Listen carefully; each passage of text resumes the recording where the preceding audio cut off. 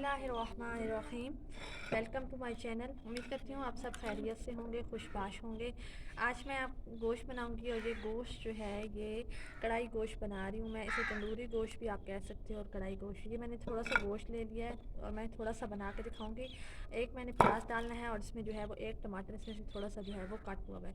दो इसमें आलू डालूंगी और दो सब्ज़ मिर्चें जो है ये मैं आपको डालूंगी। ठीक है, ये मैं आपको काट के दिखा देती हूँ।